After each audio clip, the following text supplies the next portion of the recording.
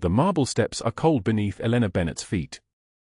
11:47 in the morning, and the winter sun cuts sharp shadows across the Merino estate's iron gates. She stands motionless, her orthopedic shoes planted firmly on pristine stone, 5-year-old Emma's small hand gripped in her own. The child's pink backpack contains everything they own in this world. 3 changes of clothes. 2 books with bent spines. A stuffed rabbit missing one ear. A black Mercedes pulls through the gates like a blade cutting through air. Cordelia Blackwood emerges first, her fur coat moving before her body does. The fabric is white and thick and costs more than everything Elena has owned in her entire life combined. Diamonds catch the winter light at her ears, her throat, her wrists, each stone the size of a thumbnail, each one worth more than a month of Elena's wages. She is 63 years old and has never worked a day in her life. Her face is pulled tight from surgery. Her eyes are the color of winter ice. "You," Cordelia says, and the word comes out like venom. "You trash." Elena does not move. She has learned not to move when Cordelia speaks. "Sleeping your way into decent homes now?" Cordelia steps closer, her heel striking the stone like a countdown timer. "What did you tell him? That pathetic story about the shelter? That precious little girl?" She gestures at Emma with one manicured hand, dismissal in every finger. "We all know what you really are." Elena's voice comes out steady, though it costs her everything. "I'm returning Emma after a shelter visit.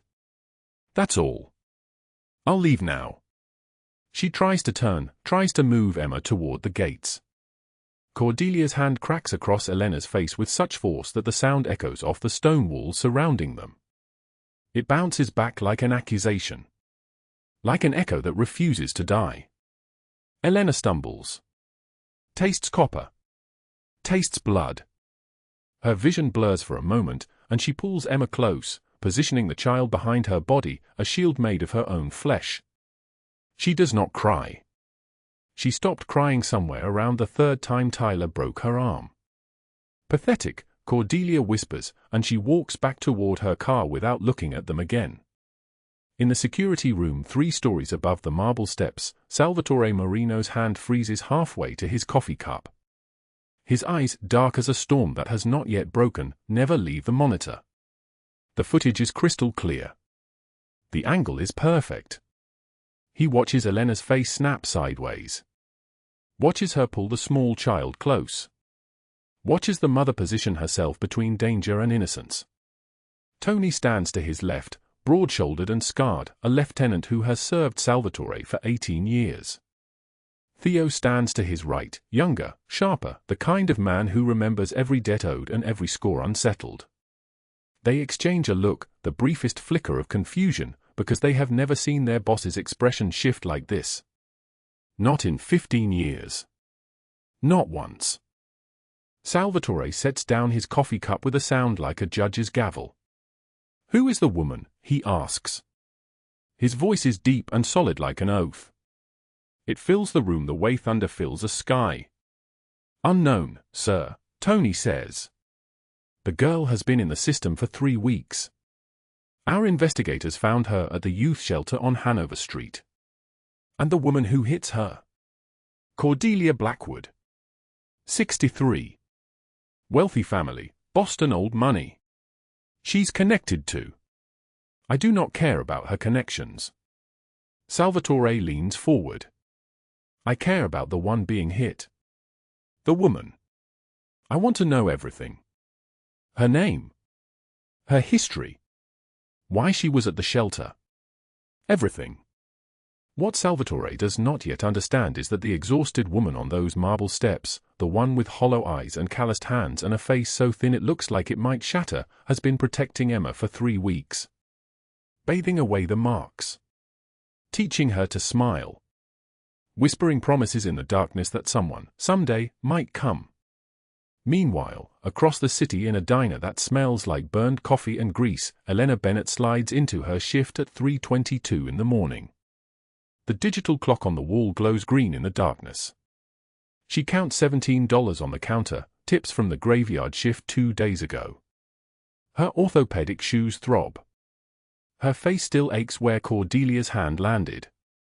The bruise is already darkening, shaped like fingers, shaped like her accusation. Her manager, a man named Frank who has owned this diner for 32 years, does not comment on the bruise. He has learned not to. He simply hands her the coffee pot and a notepad and points to table 7, where 3 construction workers sit waiting for eggs. Elena moves between tables like a ghost, quiet, faithful, invisible. She takes orders she already knows. She brings refills without being asked. She smiles at jokes that have been old for decades.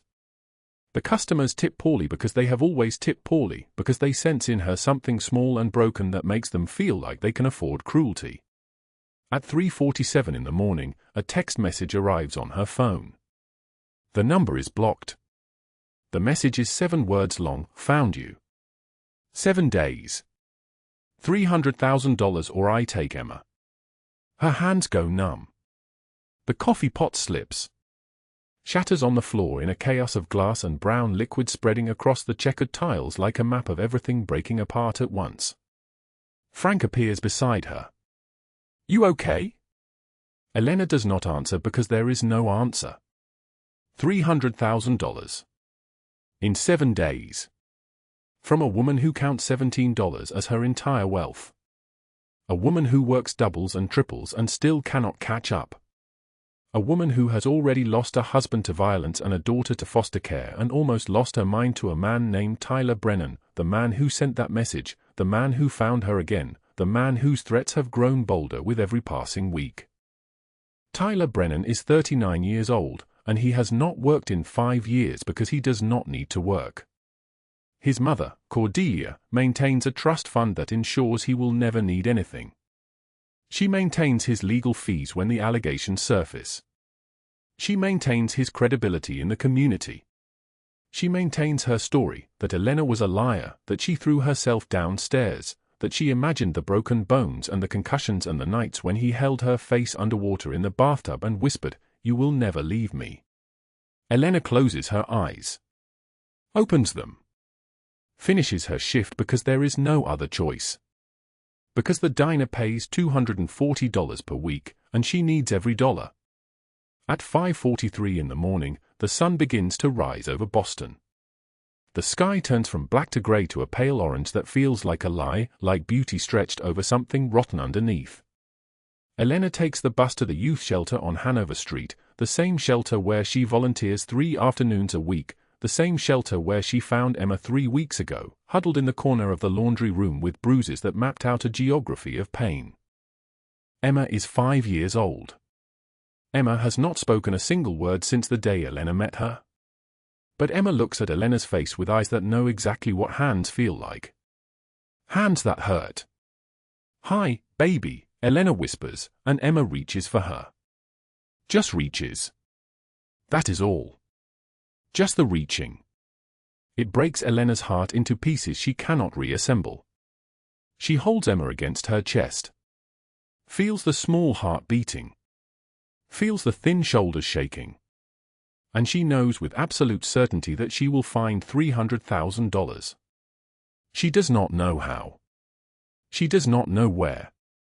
But she knows that she will find it because the alternative is losing this child to the same system that failed Emma before. The same system that takes the most vulnerable and grinds them into smaller and smaller pieces until there is nothing left but silence. What Elena does not know, what she cannot possibly know, is that the man watching on security monitors 3 stories above an estate she will never enter is about to change everything. 3:22 in the morning, and Elena Bennett counted 17 $1 bills across the grease-stained counter at Rose's diner. 8 quarters. 3 dimes. $19.30 for 9 hours of her life. Her orthopedic shoes, the ones that cost $140 she did not have, throbbed in a rhythm that matched her heartbeat. The fluorescent lights hummed overhead, casting everything in a sickly yellow that made the world look diseased. She was 28 years old but looked 40. The diner smelled like burnt coffee and fryer grease, a smell that had soaked so deep into her apron that she sometimes tasted it when she brushed her teeth. Her phone vibrated against the counter. The message came from a number she had blocked 17 times. 17. Tyler Brennan always found new ways through. The text read, "So you leave the shelter tonight. Pretty little Emma too. $300,000 in 7 days, or I'm taking what's mine." Elena's hands began to shake. The phone clattered across the counter and fell to the floor with a sound like breaking glass, except glass breaks once and it is finished. This was not finished. This would never be finished. Her manager, a man named Sal who wore a permanent scowl and counted the register like it was his dying child, did not look up from his newspaper.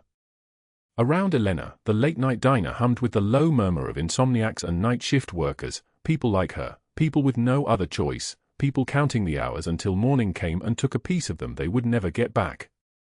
She bent down to retrieve the phone. Her reflection stared back from the dark screen, a face she barely recognized. Hollow cheeks. Eyes that had forgotten how to hope. Hair pulled back so tight it felt like her scalp was slowly leaving her skull. This was what 8 years of running looked like. This was what terror looked like when it wore the shape of a woman trying to survive. She did not cry. Her tears had dried up somewhere on a Greyhound bus heading north, 8 years ago, when she had finally gathered the courage to leave. 8 years ago, on a night when the rain fell so hard it sounded like the world was ending, Tyler Brennan had locked her in their bedroom. The walls were painted blue, a shade he had chosen because he said it calmed him. Nothing calmed him. His fists found her ribs, her shoulders, the back of her head. He whispered between blows, "You are mine. You will always be mine. No one else will ever want you after I am finished." His hands left marks. Those marks became scars. Those scars became a map of everything she survived. When he finally fell asleep on the living room couch, drunk and satisfied, she took a bus to a station she chose at random. She got off when the money ran out. She changed her name. She worked 3 jobs. She cut her hair. She learned to make herself invisible. And for 8 years, it had worked. Until 3 weeks ago. Until she found Emma. Elena finished her shift at 5:43 in the morning because there was no other choice. Because the diner paid $240 per week, and she needed every single dollar. Because her studio apartment on the east side of Boston cost $550 per month, and her bus pass cost $85, and Emma needed everything Elena did not have. The November air bit at her face as she stepped outside. The sky was still dark, that deep black that came just before dawn, and the stars were sharp as diamonds, crystalline and cold and absolutely indifferent to human suffering. Frost coated the sidewalk in a thin silver layer. Her breath came out in small white clouds that vanished the moment they left her body. Gone. Like everything good in her life, gone the moment it was born. She took Hanover Street because it was the fastest route home, cutting through the oldest part of the city where the buildings pressed down like they were trying to crush something underneath. The street was lined with warehouses and shuttered storefronts. Neon signs flickered in windows, the Pink Flamingo, Vinnie's Pool Hall, establishments that had no business with women like her. Halfway down the block, she saw warm light spilling up from basement stairs. A guard stood outside, a man the size of a refrigerator wearing a suit that cost more than her monthly rent. Another man descended those stairs, laughing, and she caught a glimpse of the room below, a felt table, stacks of cash, cigar smoke coiling through the air like something alive. The underground poker room. She had heard rumors at the diner. Men in suits came in at 2 in the morning and sat in the back booth, speaking in Italian, speaking in tones that suggested money was the least valuable thing they possessed. The rumors said it belonged to a man named Salvatore Marino. Salvatore Marino, who had built an empire on borrowed money and broken promises. Salvatore Marino, who owned half the city and everyone in it. Elena quickened her pace and kept her eyes forward. Guards like that could sense fear like dogs sense blood. She reached her apartment at 5:58 in the morning. The envelope was waiting for her, pushed halfway under the door, the corner crumpled where someone's foot had stepped on it. The letterhead was from the Boston Youth Shelter, the same place where she had been volunteering 3 afternoons a week for the past 2 years. Her hands shook as she tore it open. The word swam in front of her eyes. Emma needs permanent placement. Court hearing Friday. Please bring any documentation regarding your relationship with the child and your ability to provide a safe, stable environment. Friday. The court hearing was Friday. That was 5 days away. She opened her notebook, the one where she tracked every dollar, every cent, every fractional piece of her income and expenses. The math was always the same. Always impossible. $200 in her pocket right now. $84 in the bank account she had opened under her real name, the name that appeared nowhere except on documents locked in a safe deposit box. $300,000 needed by Tyler's deadline in 7 days or he would take Emma. The court hearing on Friday. If she did not have permanent housing, steady income, proof that she could care for a child, they would place Emma somewhere else. Emma would disappear into the system. Emma would become another child broken by the people who were supposed to protect her. Elena collapsed on her bed, a mattress on the floor, no frame, nothing but fabric and foam, and tried to make the numbers work. Work a second job. But where? She already worked every hour the diner offered. Take a loan. From whom? She had no collateral, no credit, no history of anything except making minimum wage and disappearing. Steal. She had stolen before, when she was younger, before she understood that theft just created victims instead of solving problems.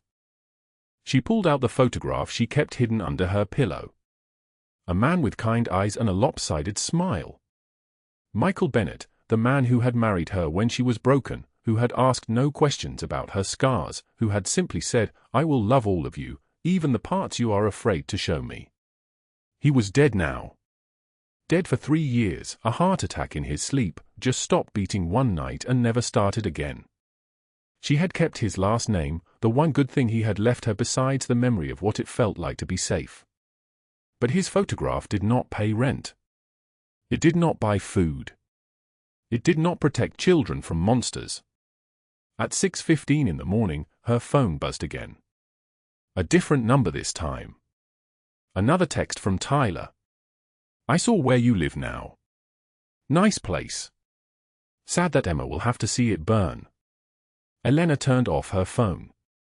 She lay there in the darkness of her apartment, listening to the sounds of the city waking up around her, cars starting, distant sirens, the footsteps of someone walking above her, the person in the apartment upstairs, someone else's life happening just above her own. The weight of impossible numbers pressed down on her chest. $300,000. 5 days until the court hearing. 7 days until Tyler came for his daughter, because that was how he thought of Emma now, as his possession, as something he owned because he had discovered she existed. At some point, sleep took her. At some point, the morning became noon became evening. When she woke, it was 4 in the afternoon and she had missed her shift at the shelter. She called. Her voice trembled when she spoke to the director, Maria, a woman who had been kind to her in ways that made Elena nervous. Kindness was never free. There was always a price. "I am sorry. I had an emergency. I will be there tomorrow." "Elena, are you okay?" No. No, she was not okay. She was standing in the middle of an ocean of impossible choices, and every direction led to drowning. "I am fine," she said. "Just tired." Sometimes one hand reached out at the right moment can change an entire life. Elena did not know that yet. She did not know that 3 stories above an estate on the north side of Boston, a man named Salvatore Marino was watching security footage on monitors that showed her walking past his poker room at 5:45 in the morning. She did not know that he had begun investigating the youth shelter after his own investigators found a child there, a child with marks on her body that told stories no 5-year-old should have to tell. She did not know that the child's name was Emma. She did not know that Salvatore Marino was about to learn her name, Elena Bennett, and that in learning it, something in the dark machinery of his heart would begin to shift. The underground poker room on Hanover Street existed in perpetual twilight. Cigar smoke hung thick beneath low ceilings, turning the air into something solid, something you could taste like burnt copper on your tongue. Green felt tables glowed beneath hanging brass lamps, casting everything in an emerald haze. Stacks of cash created skylines across the veldt, neat towers of hundreds and fifties, monuments to power and desperation arranged by men who understood that money was just organized fear. Salvatore Marino sat at the center table, absolutely still, his hands moving with the precision of a surgeon as he shuffled a deck of cards. Charcoal suit, tailored to fit shoulders that had carried the weight of an empire for 23 years. His hair was dark with silver threading through it like lightning frozen mid-strike. Along his jaw ran a scar, thin and precise, a reminder from a betrayal he had answered with such quiet finality that even his closest men never asked about it. A gold watch caught the lamplight on his wrist, worth more than most people's homes. Tony stood to his left, hand resting near his jacket where his weapon lived. Theo monitored the door from across the room, watching the street through reflective glass that revealed nothing to the outside world. Armed guards occupied every entrance, men chosen for their size and their silence, for their ability to hurt without hesitation or remorse. 5 men sat at the poker table with Salvatore, but they all understood the same truth: they were not here to win. They were here for permission. For favor. For the chance to prove their loyalty through the ritualized surrender of their money. When Salvatore smiled, they smiled. When Salvatore raised, they called. When Salvatore won, they congratulated him like his victory was their own salvation. His phone buzzed against the table. A text from Marcus, his investigator. The message was short, economical, with words the way all dangerous information tends to be: found her. Emma's at St. Catherine's shelter. Social worker says a waitress has been staying extra hours, protective of the girl, won't leave her alone. Name is Elena Bennett. Diner shift 5 a.m. to 1 p.m. Shelter volunteer shift 1 p.m. to 11 p.m. No family listed. No known address before 2 years ago. Salvatore read the message once. Twice. His jaw tightened in a way that was almost invisible unless you had been standing beside him for 15 years like Tony had. 3 weeks earlier, his men had found Emma outside a police station downtown. She was 5 years old, silent, shaking, her small back covered in scars that told stories no child should have to carry. The officers had claimed they found her wandering. Salvatore's investigators had discovered the truth, that the officers were on someone's payroll, that Emma had been placed there as a message, that someone wanted her found by authorities who would lose her in the system. But Salvatore Marino did not lose things. He had taken Emma to the estate, had called in a pediatric EN at 3 in the morning, had sat beside her bed for 2 nights straight while she screamed from nightmares. And he had begun searching for whoever had hurt her, turning over every stone in the underworld, calling in favors from people who owed him blood debts. Now he had a name. Elena Bennett. A waitress who stayed extra hours for a child who was not hers. A woman who would not leave a frightened girl alone. Find out everything about this woman, Salvatore said into the phone, his voice low and solid like an oath. I want to know who she is and why she cares. Where she came from. Where she goes. If she has debts. If she has enemies. I want to know the color of her coffee in the morning. Tony and Theo exchanged a glance, the kind of look that passes between men who have been through wars together. In 15 years of standing beside Salvatore Marino, they had never heard that particular tone in his voice. It was not the voice of a man conducting business. It was the voice of a man searching for something he had lost a long time ago. Across the poker table, a man in a navy suit asked if they were still playing. Salvatore dealt the cards with mechanical precision, sliding them across the veldt one by one, but his mind was elsewhere. On a frightened child. On a woman who stayed when everyone else walked away. On the question that had begun to occupy the dark machinery of his heart: what kind of person sacrifices their own sleep, their own wages, their own safety for a stranger? At 9:15 in the morning, St. Catherine's shelter occupied a converted brownstone on the south side. The walls were painted a color that was supposed to be calming, soft yellow, the color of hope, but it had faded to something closer to the color of old bone.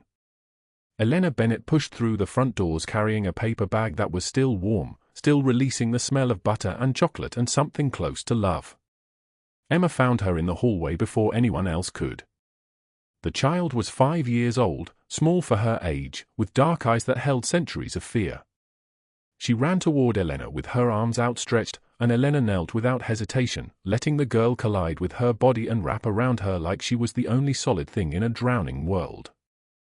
"Are you leaving me too?" Emma whispered into Elena's shoulder. Elena's hand moved to the child's hair, careful, so careful around the places where the scars still showed, pink and tender. "No, sweet girl. No.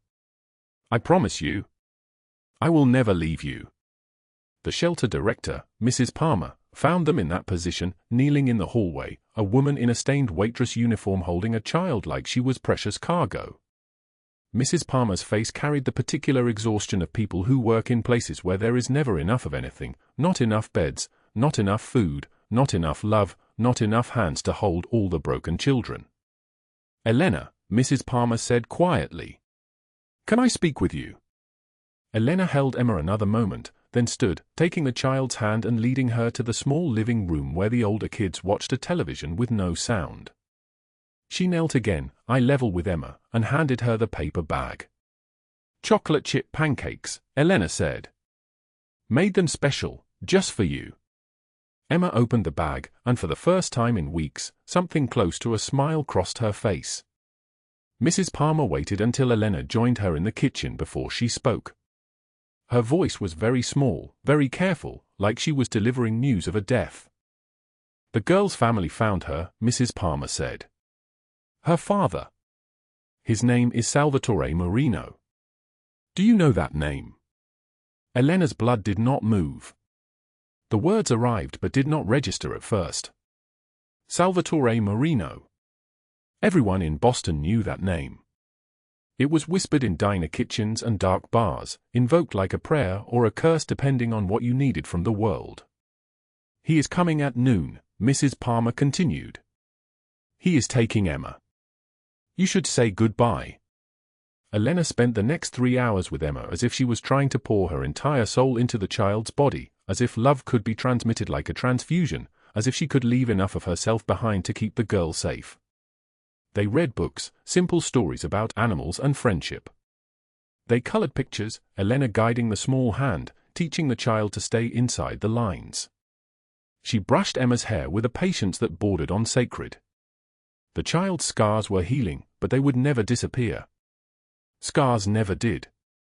Elena knew this from the ones hidden beneath her own shirt, beneath her own skin, scars that matched the architecture of Emma's wounds in a way that made Elena believe there was some invisible thread connecting all the broken people in the world, some language they spoke that whole people could never understand. At 11:45, the black SUV pulled up to the curb outside St. Catherine's. The car was so dark it seemed to absorb light. Salvatore emerged first, moving with the kind of grace that only comes from never having to rush, from a lifetime of people stepping aside before you reached them. He wore a charcoal suit, expensive in a way that made the very air around him seem higher quality. Behind him came Tony and Theo, their eyes cataloging exits and threats with the mechanical precision of machines built for violence. Mrs. Palmer greeted him with the particular nervousness of people meeting power in person for the first time. Emma heard his voice and hid behind Elena's legs, small fingers gripping the fabric of her pants.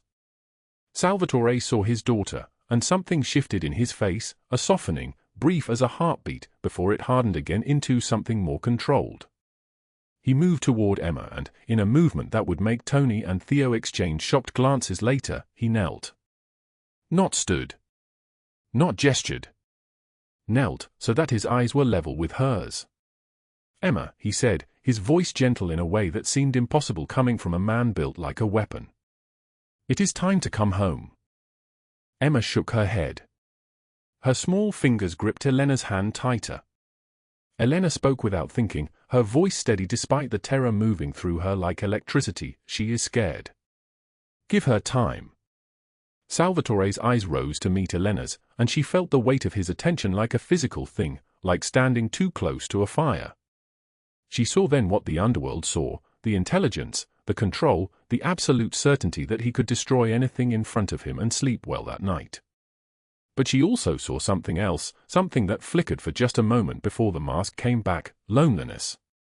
The particular loneliness of powerful people who could have anything except the one thing they actually wanted. "Who are you?" he asked. Elena did not look away. "Nobody.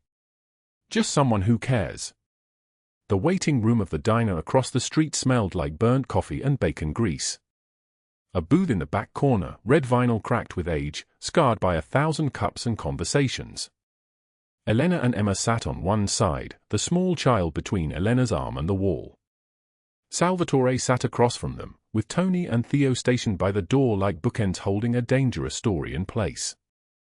The waitress, not Elena, an older woman named Diane who had worked at this diner since 1998, brought coffee that steamed like it was angry. Salvatore did not touch his.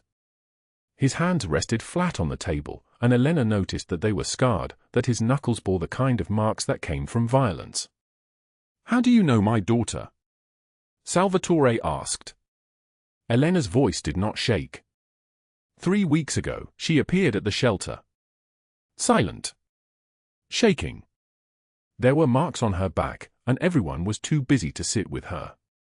So I stayed. I stayed because nobody should be alone when they are that scared. Why? The question was simple, but it contained multitudes. Elena's hand unconsciously moved to her own back, the place where her scars lived like invisible tattoos. Because I know what those scars mean. Salvatore leaned forward, and the fluorescent lights caught his scar, made it silver like lightning. Do you know who hurt her? No. I do not know. My investigators are still searching. Emma was found outside a police station. No witnesses. No leads. I have offers from the departments downtown. Soon I will know everything. He paused. Will you tell me if you learn anything? Yes, Elena said, and meant it. Tony whispered to Theo, 15 years. Never seen him like this. Salvatore placed a manila folder on the table. Inside were photographs, a diner with a broken neon sign, a woman in a stained apron counting dollar bills on a counter, a small apartment with walls that had absorbed decades of sadness.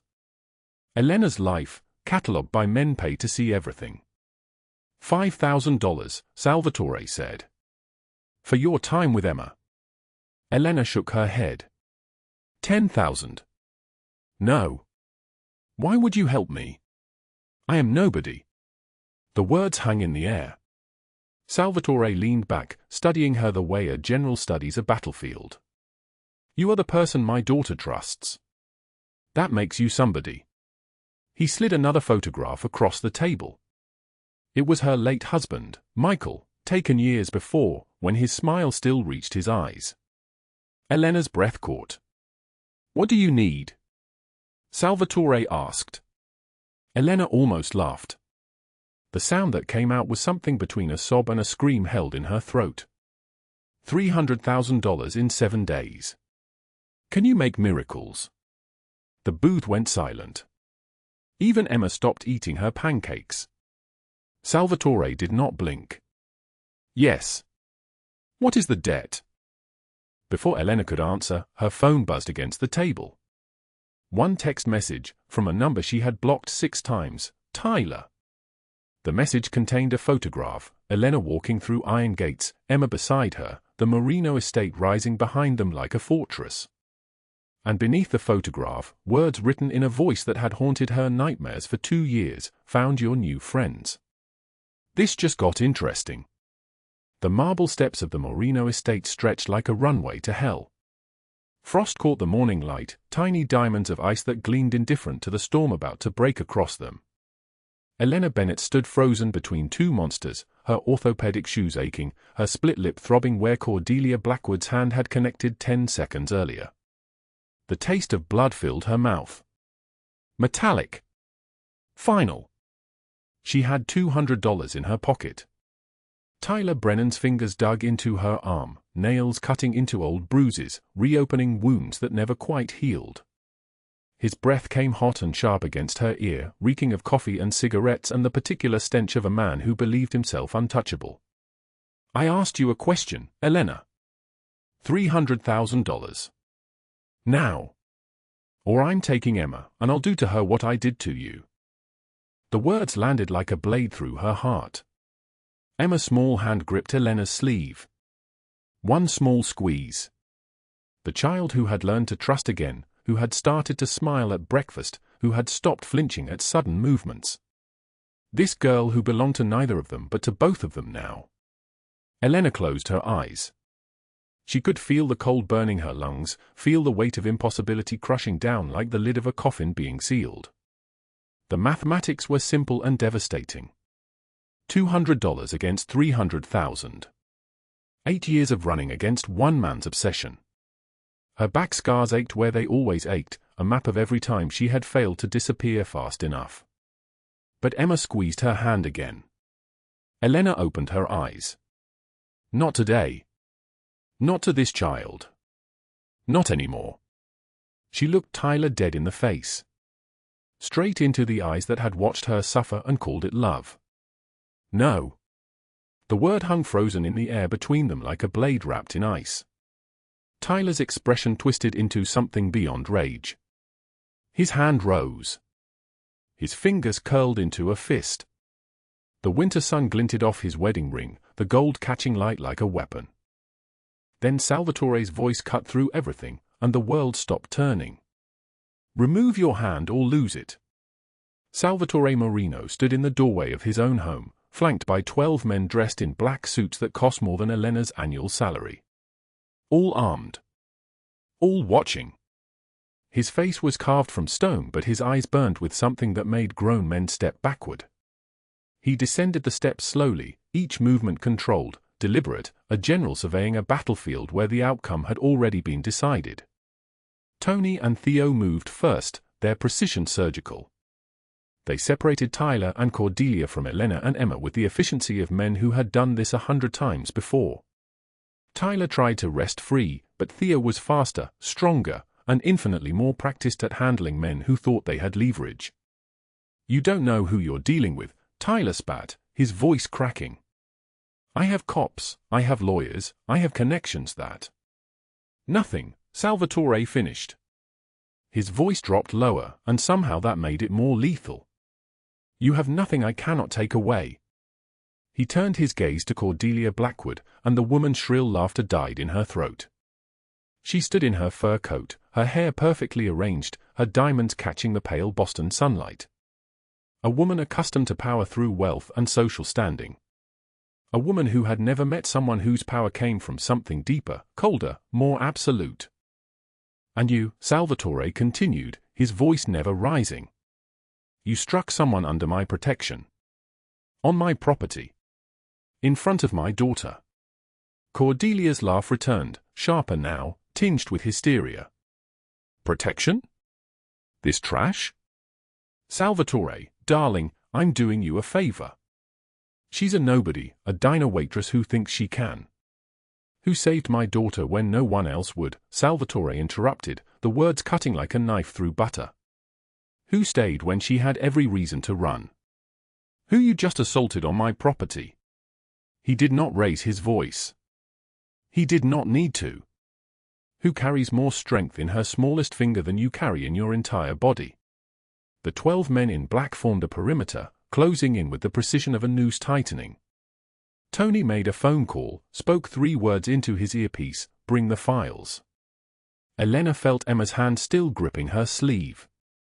She knelt down, pulled the child against her chest, whispered against Emma's hair.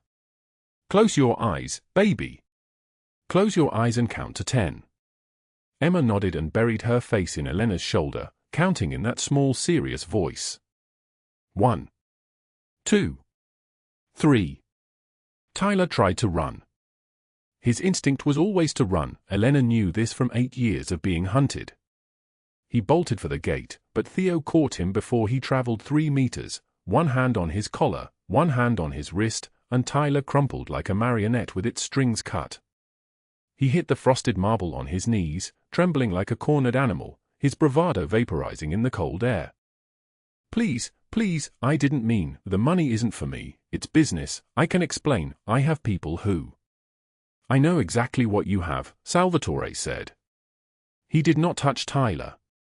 Did not need to. Tyler Brennan. 34 years old. 2 domestic violence arrests, both dismissed because you pay Officer James Kowalski $2,000 monthly to look the other way. Restraining order violation in 2019, record expunged. You have been hunting Elena Bennett for 8 years, using every tool at your disposal. You thought corrupt local cops made you untouchable. A black van pulled through the gates. Not police. Something far worse. The back doors opened and men emerged that Elena recognized from the news, men affiliated with families that operated in the darker corners of Boston's underworld. Men who made problems disappear. Tyler's face went white. The color drained from his features like water from a broken vessel. No, no, please, I'll leave, I'll never come back. Too late, Salvatore said simply. The words fell like a guillotine blade. The Corsinis have been looking for labor. Overseas operations. You will work off your debts there. Should take 30 years. Perhaps longer. Tyler screamed as they dragged him toward the van, his fingers scraping against the marble steps, his voice rising into something inhuman. Elena felt Emma flinch and held her tighter, whispering calculations. The child was at 6 now, 7, 8, counting past the terrible sounds, counting toward silence. The van doors closed and the screaming stopped.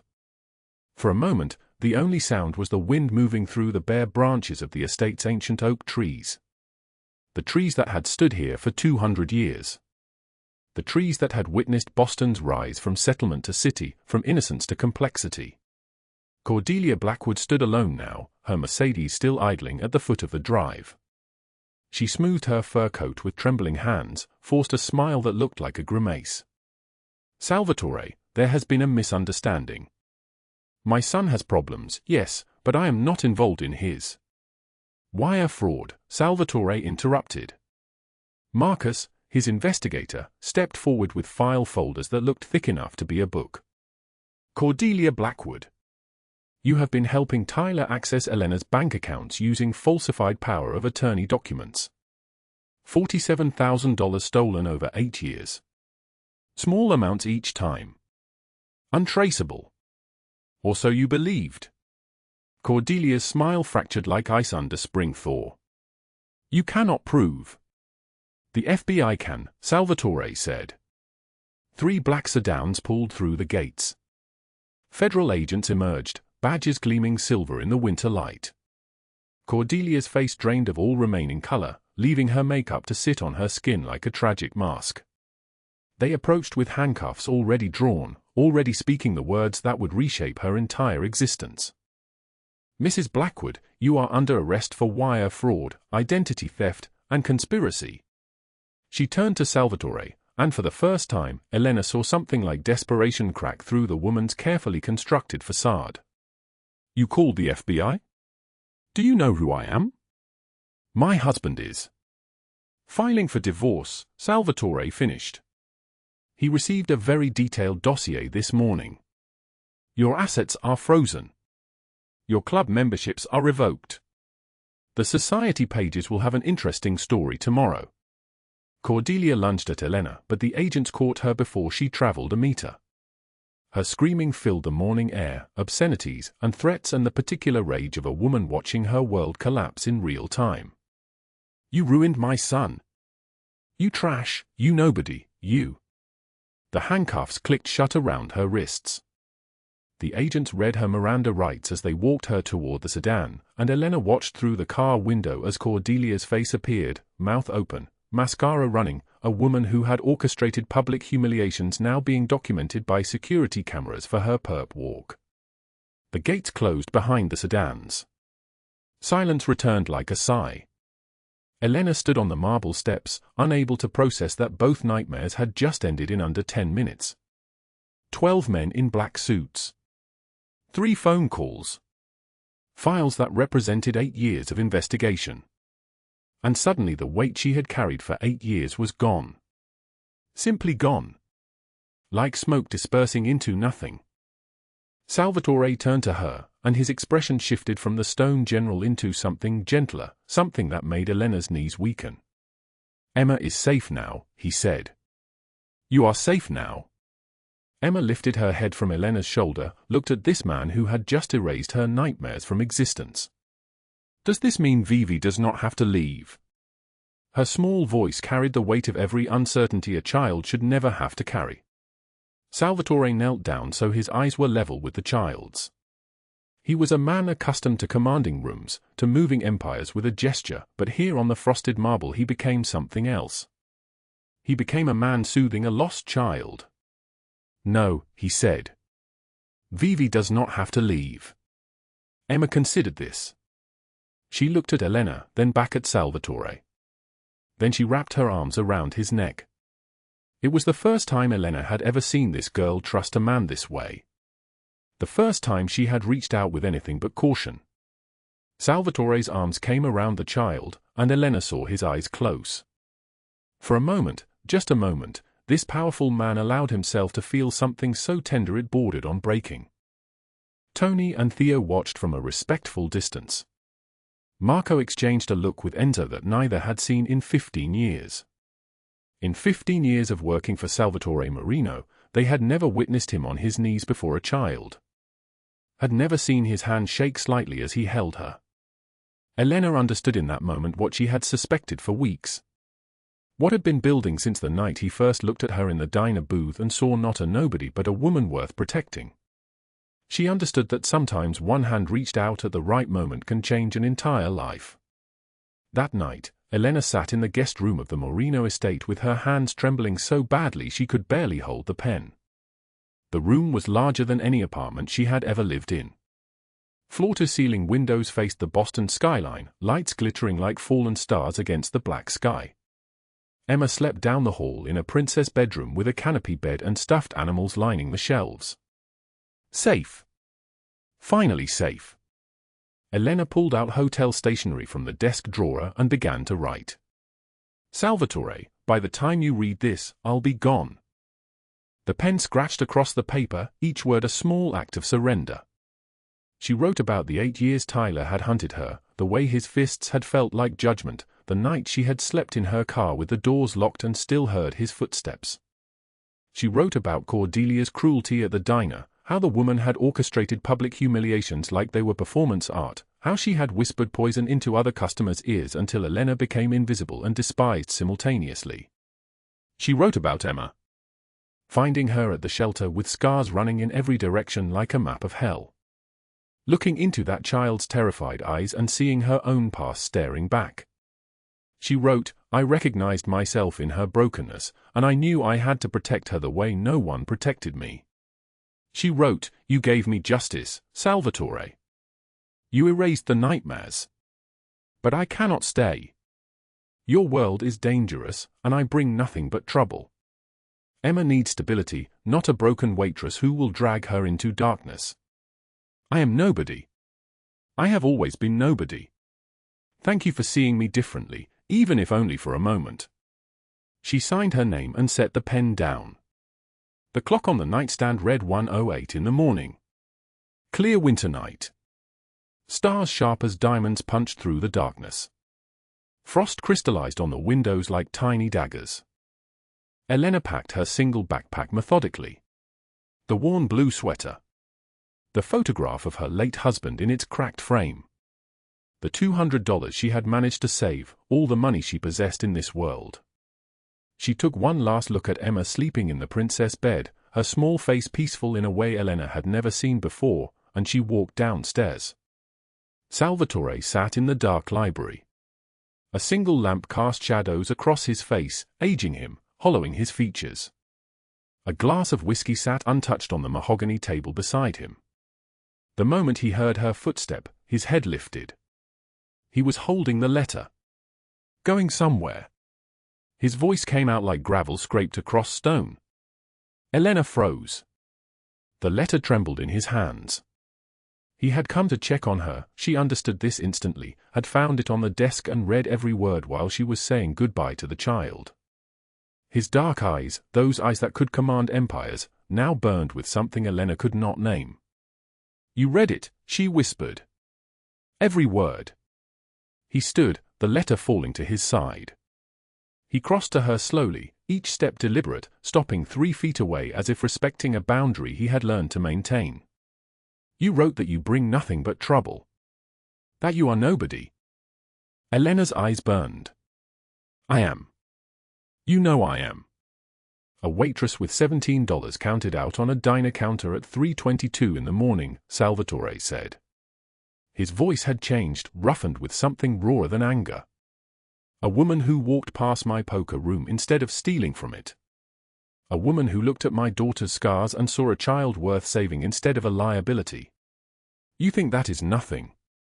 I cannot stay here. Why? He stepped closer. Close enough that she could smell the whiskey, the expensive cologne, the soap from his skin. Tell me the real reason. Elena's voice shattered like thin ice. Because I have scars. Because I have nightmares where I wake up screaming and my body remembers pain even when my mind wants to forget. Because I was married to a good man and I could not save him, and I have failed at every single thing I have tried to protect. Emma deserves someone whole. Someone who? So do I, Salvatore interrupted. He turned his back to her and unbuttoned his shirt, pulling the fabric aside to reveal his chest. A bullet-wound, surgical scar tissue running vertically, old but deep. A knife wound from his left shoulder blade curving down like a crescent moon. More scars than she could count, each one a story of survival or loss or both. He dressed again slowly. 3 years ago, my brother Vincent made a choice. He decided the Corsini family was stronger than loyalty. He sold information that endangered everyone I love. I had to choose between mercy and survival. He buttoned his shirt carefully, each movement controlled, deliberate. I chose survival, Salvatore said. I ordered my own brother handed to the people he tried to destroy. And every night for 3 years, I have wondered if I chose correctly. If mercy might have been possible. If there was something I missed. He turned to face her. You taught me something the night you protected Emma. You taught me that mercy is not a luxury given to the strong. It is a choice made by the brave. Elena could not move. Stay, Salvatore said. The word hung in the space between them like a prayer. Not as an employee. Not as Emma's caretaker. Stay because in 3 years of running this empire, in 3 years of building power and acquiring wealth and bending this city to my will, nothing has made me feel real except watching you fight for a child that was not your own.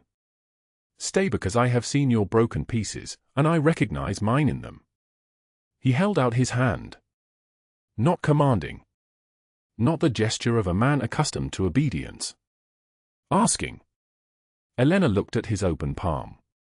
At the gold ring on his 3rd finger. At the expensive watch that cost more than a year of her old salary. At this man who had erased her nightmares, and in doing so, had become something more than fear. She took his hand. The letter fell forgotten to the hardwood floor. 3 months later, spring had arrived in Boston like a whispered apology. The Marino estate bloomed with gardens Elena had never known could exist, roses in colors that matched the sunset, jasmine that perfumed the entire terrace, hydrangeas the size of dinner plates in shades of blue and purple. Emma sat on Elena's lap in the garden, her small fingers turning the pages of a children's book about a princess who saved herself instead of waiting for rescue. Elena wore a simple blue dress. Her hair fell loose past her shoulders. The scars on her back were no longer hidden beneath long sleeves. Salvatore had taught her to wear them like evidence of survival instead of shame. Like battle marks instead of defeat. Salvatore watched from the terrace with Tony and Theo. The 2 men stood in comfortable silence, the way men do after years of trust. Never thought I'd see the day, Tony said quietly. His voice carried the rough texture of someone who had seen too much. Boss with a family again. Theo nodded, a small gesture carrying enormous weight. She's good for him. Changed something. Made him remember why he was fighting in the first place. Salvatore did not respond. He only watched Elena lift Emma onto her lap, watched the child point at a cloud and say it looked like a dragon, watched Elena laugh in a way that sounded like healing. Peace settled into his chest like something that had always belonged there but had been waiting for permission to stay. The week that followed unfolded like a transformation neither of them had expected. Elena returned to the diner not to work but to visit. She carried thick manila envelopes filled with cash, $5,000 each, and she distributed them to the other waitresses, the ones who had worked doubles alongside her, who had covered her shifts when she was sick, who had smuggled her leftover food when the tips had dried up. "Where did this come from?" Rosa asked, her weathered hands trembling as she held the envelope. "Someone taught me that broken people can still choose to help other broken people," Elena said. "This is me choosing." The women wept. They embraced her. Some of them had grandchildren they could finally afford to send to college. Some had rent that could now be paid 3 months in advance instead of constantly threatened by eviction. Meanwhile, Tyler Brennan's story concluded in a way that required no elaborate vengeance. Salvatore's men had made a phone call to a shipping contractor. They had ensured that a man named Tyler Brennan would find himself aboard a container ship heading toward the South China Sea. The debts he would owe for passage would take him decades to repay, if he ever did. The work was brutal, the pay non-existent, the possibility of escape virtually impossible. He would spend the rest of his life paying for his obsession. Cordelia Blackwood's ending came swiftly and publicly. The federal investigators who had been quietly building their case finally moved. The money laundering operation she had run alongside Tyler's threats had been meticulously documented. Her arrest came at 6 in the morning, federal agents arriving at her mansion with cameras rolling. By noon, every news outlet in Boston had run the story. By evening, national channels had picked it up. Within a week, society pages that had once celebrated her now erased her from their archives. The women who had lunched with her, the families who had once sought her approval, suddenly had no memory of knowing her at all. 40-year federal sentence. Corruption charges that would destroy her legacy for generations. The corrupt officers who had taken her money and looked away from Tyler's violence found themselves fired, investigated, stripped of their pensions. Some faced criminal charges. Others simply disappeared from the force, their careers ended as if they had never begun. Justice, it turned out, was not death.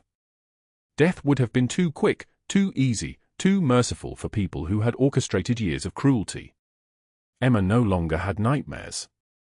She had started school at a private academy where no one knew her history. She made friends. She drew pictures of flowers and families. One afternoon, 3 months into their new life, she turned to Elena during bath time and said, "Will you always be my mommy now?" Elena's hands froze mid-soap. Her throat tightened. She looked at this child who had once flinched at human touch, who had whispered prayers to a God she was not sure was listening, who had survived horrors no child should ever face. "Yes," Elena said, and the word broke her open. She cried for the first time since Tyler had disappeared, for the first time since Cordelia had been arrested, for the first time since she had realized she was going to survive. "Yes, sweetheart. Always." That night, Salvatore found her on the terrace. The city spread below them, lights reflecting off the harbor, the night sky vast and forgiving. He took her hand and slid a ring onto her left finger. Not diamonds, she had asked for something simpler. A band of white gold with a single stone the color of her eyes. "I have loved you since the night you protected my daughter with nothing but your body and your will," he said. His voice came out rough, uneven, a man not accustomed to confession. "I have loved you since you counted $17 and refused to surrender. Will you marry me?" Elena said yes before he finished the sentence. The wedding came on a summer morning. Emma wore a white flower crown and scattered rose petals down the aisle. Elena wore a simple ivory dress. Salvatore stood at the altar in an Italian suit that cost more than most people's annual salary, but his eyes only held wonder. Tony and Thea watched from the front row with small, rare smiles on their faces. This is the truth that the news never tells you. This is the story that the broken understand and the whole cannot quite believe. Sometimes the greatest love stories do not begin with perfect people in perfect circumstances. Sometimes they begin with $17 on a diner counter. Sometimes they begin with a woman who said no to monsters. Sometimes they begin with a man who learned that mercy is the hardest strength of all. Elena, Salvatore, and Emma. A family built from broken pieces. A family that chose each other across every impossible boundary. A family that learned to live in light after spending so long in darkness. And sometimes, one hand reached out at exactly the right moment can change an entire life. If this story moved your heart, please drop a like and share it with someone who needs to hear it. Subscribe so you do not miss tomorrow's story of courage and redemption. Comment below and tell us, have you ever taken a chance on someone everyone else overlooked? Your story might be the inspiration someone else needs to reach out their hand. We wish all of you watching this video good health, a joyful life, and days filled with peace and happiness. Thank you for staying with us until the very end. Goodbye, and we will see you again in the next video.